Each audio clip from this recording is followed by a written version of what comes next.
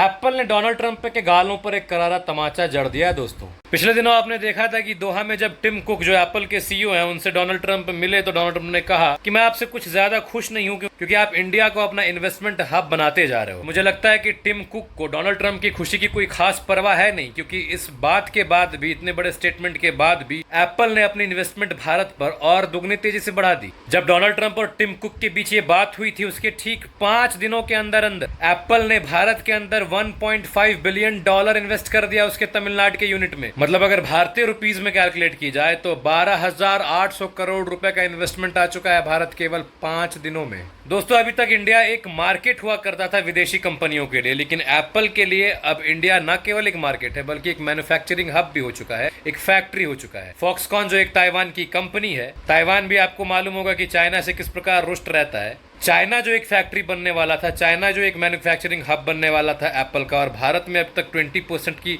Production होती थी Apple iPhones की, अब एप्पल ने डिसाइड किया है कि इस 20% को बढ़ाकर 25% किया जाएगा। मतलब विश्व के कुल आईफोन्स के 25% आईफोन्स केवल भारत में तैयार होंगे। दोस्तों, अभी विश्व पटल में, विश्व के मैप में अगर देखा जाए तो तुर्की हो, बांग्लादेश हो, पाकिस्तान हो या फिर अमेरिका हो। अमेरिका तो एक फालतू का एंट्री है इसमें, एक रूठा हुआ फूफा का रोल निभा रहा है, उसे हर कोई नकार रहा है, हर कोई लताड़ रहा है, लेकिन फिर भी ट्रंप जबरदस्ती अपने आप को इंपॉर्टेंट गिनवाना चाह रहा है। बहरहाल इसमें बाद में जाते हैं, पहले हम बांग्लादेश की बात करते हैं। बांग्लादेश का जो प्राइम मिनिस्टर नहीं कहेंगे उसे, इंटरिम प्राइम मिनिस्टर या फिर जबरन का प्राइम मिनिस्टर मोहम्मद यूनुस, उसने फ्रांस के नेशनल हेड इमैनुअल मैक्रोन को एक बायलैटरल मीटिंग के लिए कहा नहीं, रिक्वेस्ट किया, गिड़गिड़ाया। और मोहम्मद यूनुस ने फ्रांस जाने की तैयारियां भी कर ली थी, टिकट्स कटाकर रेडी था लौंडा। लेकिन ऐन वक्त पर फ्रांस से ये खबर आई कि हम कोई बायलैटरल मीटिंग करने में इंटरेस्ट नहीं है, क्योंकि पहले से ही हमारे साथ बहुत सारा ऐसा इंपॉर्टेंट बायलैटरल मीटिंग्स फिक्स्ड है कि अब हम यूनुस के साथ भी मीटिंग नहीं कर सकते। मतलब एक्चुअली बात यह है कि यूनुस को कोई नेता मानता ही नहीं है, कि और नेता माने भी तो माने कैसे। आप बांग्लादेश को एक डेमोक्रेसी होने का दावा करते हो, लेकिन फिर आप बांग्लादेश में चुनाव भी नहीं करवाना चाहते। बांग्लादेश एक बार फिर से अनस्टेबल होने की राह पर अग्रसर है। दरअसल बांग्लादेश का जो ये इंटरिम प्राइम मिनिस्टर जबरदस्ती वाला है मोहम्मद यूनुस, उसके साथ बांग्लादेश की मिलिट्री की कुछ खास जम नहीं रही है। दरअसल बांग्लादेश के मिलिट्री का जो जनरल है वकरुज्जमान, वो डेमोक्रेटिक प्रिंसिपल्स को मानने वाला है, शेख हसीना टाइप का आदमी है। अब बांग्लादेश की जो मिलिट्री है वो उसके अंदर है, और वो चाहता है कि डेमोक्रेटिकली बांग्लादेश में इलेक्शंस हो, उसके बाद वहां पर पीएम चुना जाए। और ये जो इंटरिम पीएम यूनुस बन बैठा है जबरदस्ती का, या तो इसको पीपल ऑफ बांग्लादेश से एक्सेप्टेंस मिले, या तो जिसको एक्सेप्टेंस मिले वो बांग्लादेश के गद्दी पर बैठे। लेकिन मोहम्मद यूनुस जानता है कि अगर चुनाव हुए तो इसको उखाड़ फेंक दिया जाएगा, क्योंकि भले ये लोग वायलेंट हो, इन लोगों की संख्या अच्छी खासी तादाद में हो, लेकिन बांग्लादेश में शेख हसीना के विचारों को मानने वाले की तादाद अधिक है इनके कंपैरिजन में। हाँ, वो लोग इतने वायलेंट नहीं है, इसीलिए शेख हसीना को ये लोग अपदस्थ कर पाए। दोस्तों, आपने देखा होगा कि जब शेख हसीना प्राइम मिनिस्टर थी बांग्लादेश की, तो बांग्लादेश एक स्टेबल नेशन था। अभी जब से ये मोहम्मद यूनुस बैठा है, अभी बांग्लादेश की स्टेबिलिटी कहीं गुम हो गई है, क्योंकि आप जानते हो कि ये जबरदस्ती का prime minister, interim prime minister बन बैठा है। लोगों ने तो इसको चुना नहीं है, ये एक पपेट बन के बैठा है कतर और तुर्की का, क्योंकि कतर और तुर्की में मुस्लिम ब्रदरहुड ने जो प्लानिंग करके शेख हसीना को हटाकर इसको जबरदस्ती कुर्सी में बैठाया, तो कुछ तो उनके स्वार्थ रहे होंगे जिसको साधने के लिए इसको बैठाया गया। अभी ये उनकी स्वार्थ सिद्धि कर रहा है। आपने देखा कि किस प्रकार ग्रेटर बांग्लादेश का मैप जारी किया टर्की ने बैठकर वहां पर, क्योंकि टर्की का विरोध होने लगा भारत में। भारत के टॉप मोस्ट यूनिवर्सिटीज ने टर्की से अपना रिश्ता तोड़ लिया, अपने टाइज खत्म कर लिए। उससे बौखलाकर टर्की की औकात न हुई कि टर्की स्वयं कुछ करे, टर्की बैक्ड एनजीओज ने बांग्लादेश में बैठकर, ढाका में बैठकर वहां के यूनिवर्सिटी से ये सारी हरकतें करी।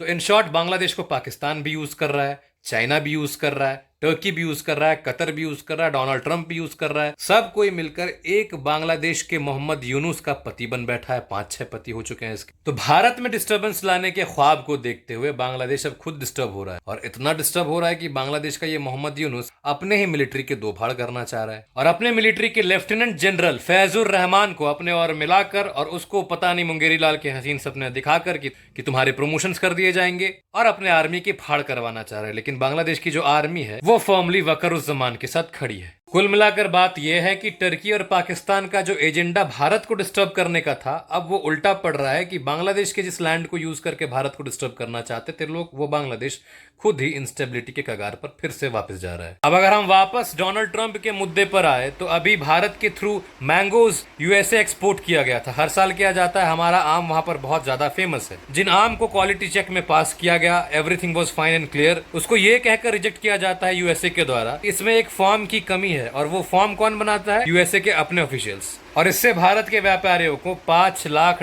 का नुकसान होता है, जो कि बहुत ज्यादा नुकसान नहीं है। ये ऊंट के मुंह के जीरा के बराबर है हमारे भारत के लिए, क्योंकि हमारे इन्वेस्टमेंट बहुत है। ट्रंप के मुंह से क्रेडिट छीन लिए, एप्पल ने ट्रंप के गाल पे चाटा लगा दिया, तो अब ट्रंप भी ये सारी गतिविधियां कर रहा है जैसा यूनुस कर रहा था, टर्की कर रहा था, पाकिस्तान कर रहा था। ये लोग अभी भारत को नीचा दिखाने में लगे हुए हैं।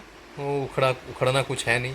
दोस्तों, एप्पल ने ट्रंप की बातों को क्यों ठुकरा दिया? अगर हम भारत की बात करें तो भारत में एप्पल बहुत ही सस्ते एम्प्लॉयमेंट में अपना काम करता है। हर एक वो आईफोन जो भारत में मैन्युफैक्चर होते हैं, इसके लिए भारत को केवल $30 मिलते हैं। इसके ऊपर से भी भारत ने जो PLI स्कीम लगा कर रखी है, इसके तहत एप्पल को इस अमाउंट से भी एक सब्सटैंशियल अमाउंट वापस मिल जाता है। भारत ने एप्पल, सैमसंग जैसे टेक जायंट कंपनियों के लिए उनके डिमांड्स को अकोमोडेट करने के लिए वाइटल स्मार्टफोन कंपोनेंट्स में ड्यूटीज पर काफी छूट दे रखी है। यानी कि अगर यही एप्पल के आईफोन्स भारत में ना बनकर किसी वेस्टर्न कंट्रीज में बने तो एक आईफोन 3-3 लाख रुपए के आएंगे, जो कि फिजिबल तो है नहीं पूरे विश्व में किसी के लिए। तो भाई एप्पल का टिम कुक बेवकूफ थोड़ी है कि किसी जोकर के लिए वो अपने बिजनेस को हैम्पर कर ले। यहाँ तो व्यापार की बात हो रही है।